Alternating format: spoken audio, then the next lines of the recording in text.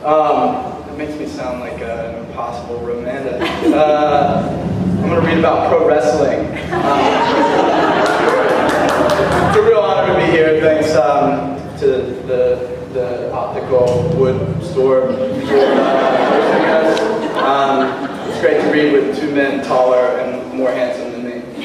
So this is called Faces of Pain. It's in the new tin house, and it's two side by side, two parallel tracks of an essay. So you're going to get the beginning of both tracks. It's called Faces of Pain, and it starts with an epigraph from Numbers.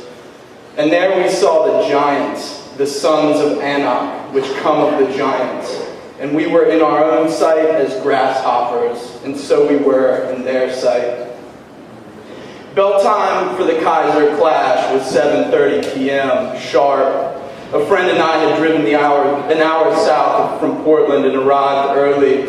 In the dirt and gravel parking lot of the local Lions Club was a beat-up moving truck, stenciled on either side with DOA Pro Wrestling.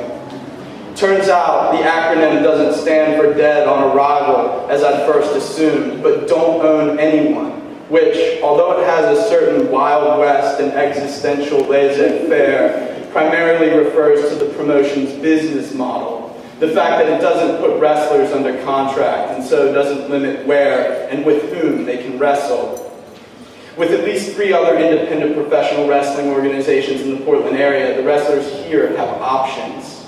But boasting is a big part of the business, and the managers of DOA were quick to assure me that they were the premier outfit in the Northwest. One went so far as to call their competition just half a step better than Backyard.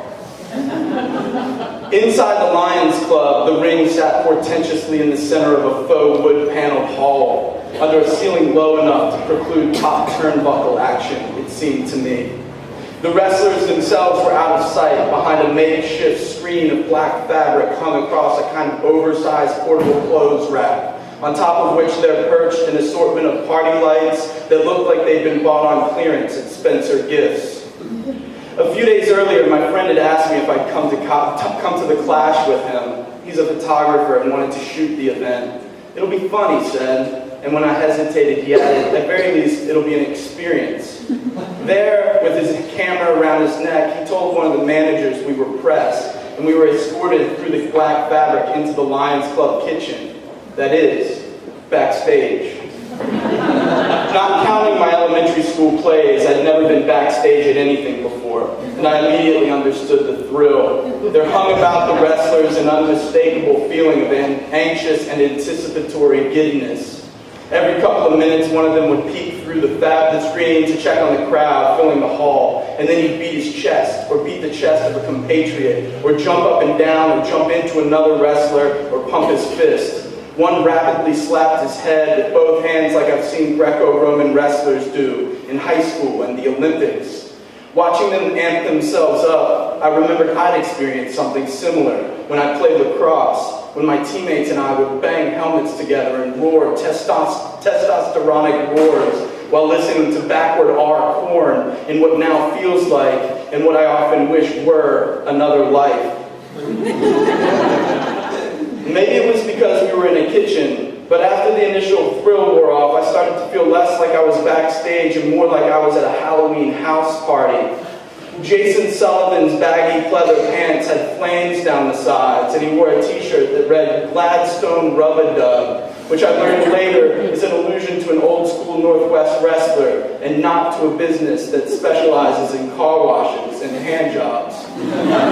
Rockin' Ricky Gibson dressed like he was in the Twisted Sister cover band. They both bleached their hair like kids used to do in the 90s. The plus-size Playboy Draven Vargas's face paint smacked of the Insane Clown Posse, and he had brushed his hair forward and styled it into a great big 8-thick fin that rose from the front of his head. His tag team partner, lover boy Nate Andrews, is bald but for a little island of hair at the top of his forehead. Yet in a show of team solidarity, he had also styled what he had into a fin, which you could only see in the right light, at the right angle. The lean green love machine, Dr. Cleaver lists his weight as 242 pounds of surgical steel and sex appeal. He had a Marvin the Martian mohawk so thick and meticulously coiffured that I swear you could do trigonometry on it. It was dyed a shade of neon green I've only ever seen on psychedelic posters, and maybe, for that matter, on certain psychedelics. Somehow, even those who weren't seemed shirtless. My friend focused on Dr. Cleaver, magnetic of taglines. He's also called the world's sexiest doctor, who had his back to us. When he turned and noticed the camera, his arms shot up reflexively as though an electric charge had passed through him. And he flexed his muscles in the classic strongman pose and smiled a smirky and weirdly handsome smile. He was missing his 2 front teeth. I peeked through the screen and counted 75 people in the crowd, give or take. The adults who'd come alone outnumbered those who'd brought kids, I noted. And people were still arriving, finding their spots in the collapsible steel chairs set up around the ring. Steel chairs that, I mean, you could just tell everyone there wanted to see used later as weapons. Let me get some water. So this is the break, introducing the second thread. An experience. I'm not entirely sure what that means anymore. What used to be an obvious and self-evident idea became a kind of phenomenological conundrum for me.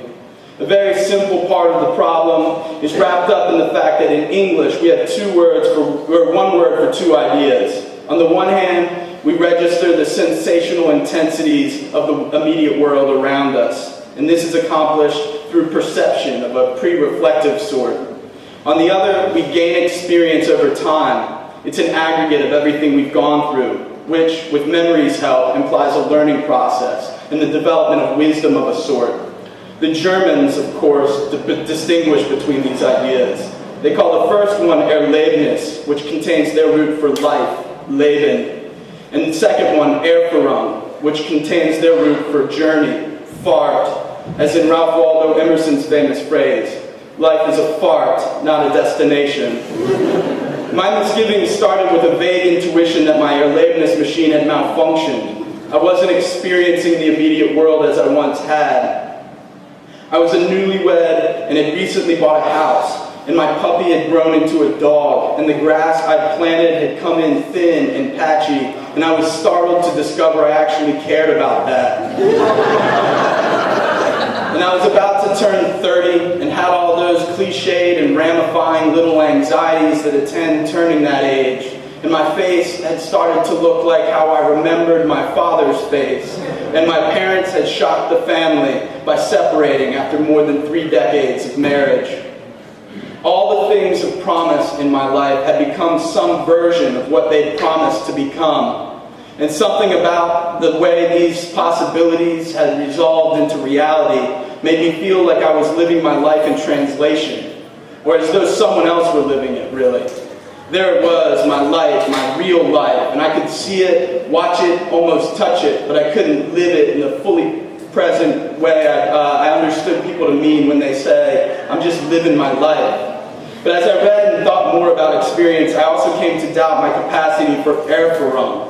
Outside the obvious temporal continuity, I didn't sense that there was any narrative coherence to my life, and certainly no wisdom. The stuff in my past sat there like an assortment of random events, decidedly not a record of some concerted effort to become someone or make something of myself. And I was overwhelmed by the contingency of this quasi-chaotic chain that stretched behind me through time. During the worst of this, I went to a barbecue at my friend Kyle's house. Kyle casts an enviable and unmistakable aura. When you're around him, you begin to feel that life has a certain texture, or grain, or weave that otherwise, for me at least, doesn't exist. He just seems so full of fucking life. It's intoxicating. So many people come to his barbecues that his backyard starts to look like the thoroughfare of a shanty town.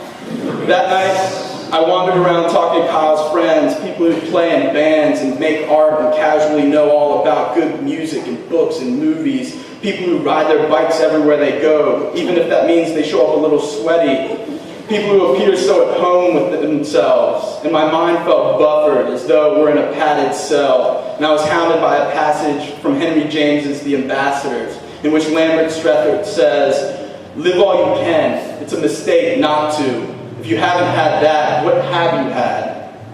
By which I really mean to say, I was pounded by that part in Dazed and Confused, where Matthew McConaughey says, "You just gotta keep on living, man, L-I-V-I-N."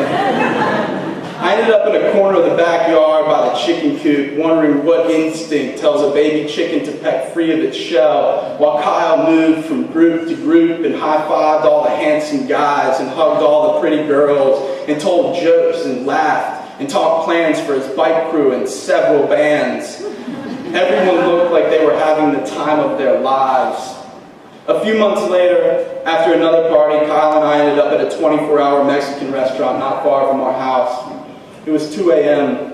We got our food and sat at a booth in a big front window, and we could have been in a Hopper painting.